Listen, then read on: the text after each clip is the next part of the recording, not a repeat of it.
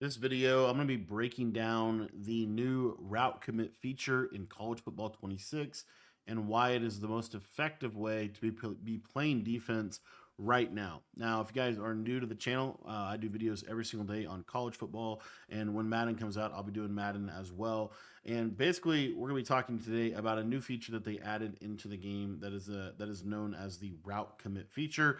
And I'm going to be breaking this down within what I think is one of the better offenses in the game, the normal Y off close. Now, the biggest thing with this is the way that I like to play defense with this route commit feature is essentially within the context of a man to man defensive meta. And we're going to be taking a look at just the simple mid blitz out of nickel double muck. Now, if you guys want to check out a little bit more about this defense, it's going to be in our school community, completely broken down. Schools where you get access to all of my offensive and defensive ebooks for just $10. And if you guys want to sign up, that link is going to be in the description below. That gets you both Madden and college football. But what I want to talk about is how to use the route commit feature, and then the best type of shading that you can do that I think is going to really help get you consistent stops. So first and foremost, what is the best shade to do, and how do you do the route commit? So the way that you do route commit is you're actually going to hit Y or triangle. You're going to then quick adjust your player, and then you're going to hit that icon. And as you can see here, actually, what was I apologize. I told you the wrong button. You're gonna hit triangle or Y, and then you're gonna hit X, which is individual. And then what that does is it allows you to select the receiver's icon. So for example, anyone that is manned up against the receiver's icon that you select is going to shade how you want. Now, what you can do, there's actually two options. You can flick the right joystick, which is going to give you what is known as like a stock shade. So for example, if I flick the right joystick to the right, you'll see that the corner is going to slightly go to the right. If I flick it to the left, he goes back, as you see right there. If I back it up, he goes back. And then if I press, he's actually going to come up and press him in man-to-man coverage. So this is really your menu for, pressing, backing off. It's a pre-snap alignment kind of menu, and that is the right joystick. So any receiver you select, we can shade him to the right, we can shade him to the left, right? It's a pre-snap alignment. But what route commit is it's a post-snap reaction, and it's going to tell the player what type of leverage to play within the man coverage that they're running. So what I like to do is utilize a very specific type of leverage. So the way that you do that is you're going to hit Y or triangle. You're going to hit X or A, depending on your console, for individual coverage. You're then going to go to, in this case, we're going to do square for Ryan Wingo. And then we are going to route commit. As you see here, you can route commit. You can only choose two options for route committing. You can either choose left or right. If you choose up on the D-pad, nothing really happens. And if you choose down on the left stick, then it will reset it to its default kind of shade. So what I like to do is I like to shade outside players inside, and I like to route commit inside players to the outside. So I'll show you what this would look like. For example, here, we're going to do no shade, and we're going to just stock shade them inside. What I want you to see is how this reacts to this post route here on the right-hand side. And again, we'll just try to kind of clear out space for this route. As you see, that sharp cutting post is able to beat him to the inside. Didn't get a great pass, but he's able to get the separation needed to the inside of the field. So what we're going to do now is we're going to simply do the route commits. We're going to do any pre-snap anything.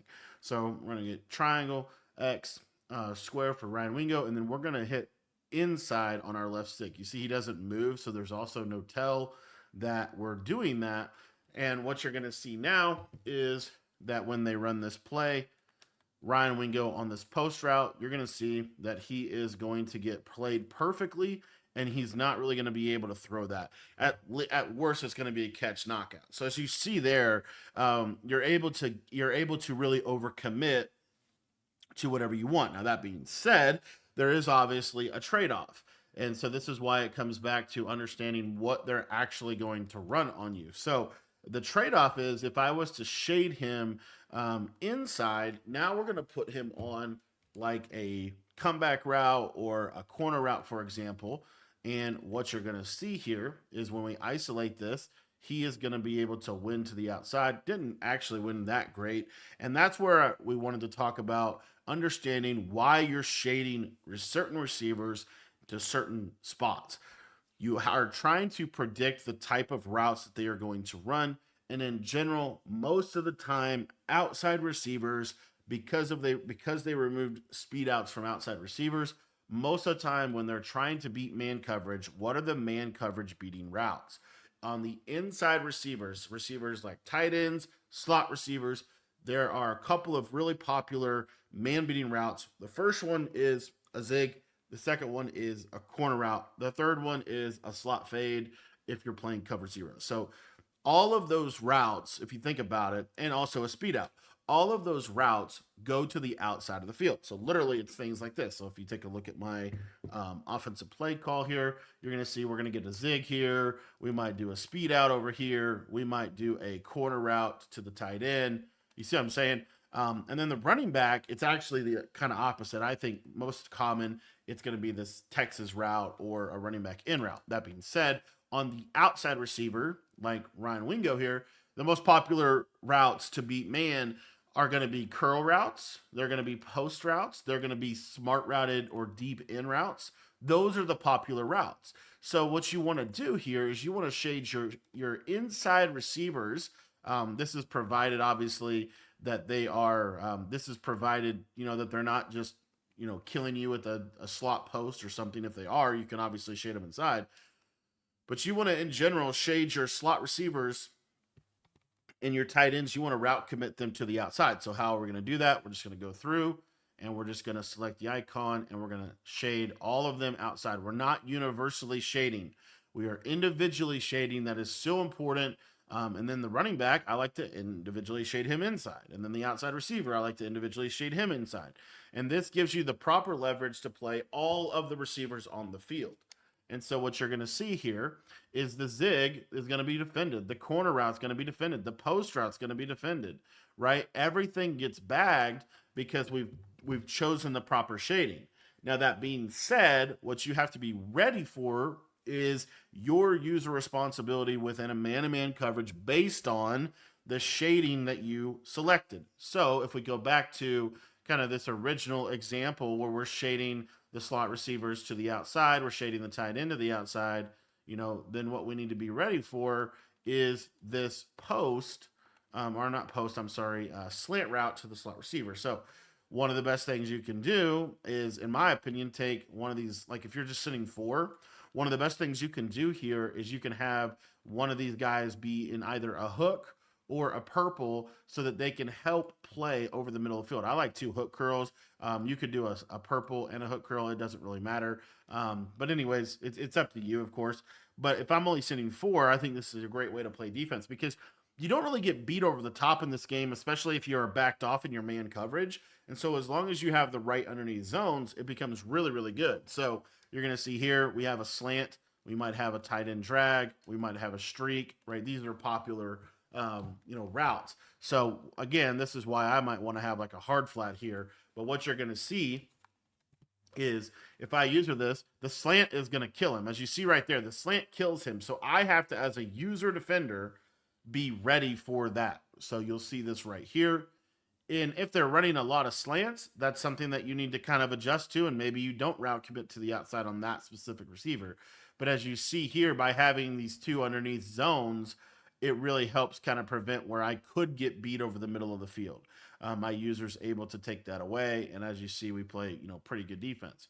Now, that being said, every now and then, you're going to kind of take a little bit of a gamble and you're going to send some pressure here. So let's say, we get that same combination, but we know we're going to send some pressure. So because we know we're going to send some pressure here, we're going to now route commit everybody to the inside. And the reason why we're going to route commit everybody to the inside is because we know that when we send pressure, those corner routes take a little bit of time to develop. It's hard to hit them quick. Zigs take some time to develop. And what you'll see now is the shade inside takes that away. So a lot of it is about mastering, are you shading inside or outside? And what you're going to really decide that based on the routes that they are running consistently. And the biggest thing with it is you might situationally need to change it up because the general principle is shade outside players to the inside and shade inside players to the outside. That is the general universal principle for playing man coverage. However, if they start to consistently hit you with a slant post combination of the inside here, like a shallow cross type of deal, which I think is one of the best ways to beat man in this game, then you need to be ready for that, and then you need to adjust to that accordingly, or you just need to user it, because that's where my user is, and we could just say, okay, we're just going to user that, and we're going to remain with that shade outside. So, anyways, that is kind of what I see as being, at least in my opinion, one of the better ways to play defense right now is using this route commit feature. If you guys want to learn how to run double mug, if you want to learn how to run any of the defenses that are quasi relevant right now in college football 26, join our school community. That's going to be in the description down below. It's only $10. It gets you access to all of my full offensive and defensive ebooks, mini schemes, pro tips, everything that you need to succeed in both Madden and college football. Thanks for watching the video. To sign up for the school community, head down to the description and click the link down below.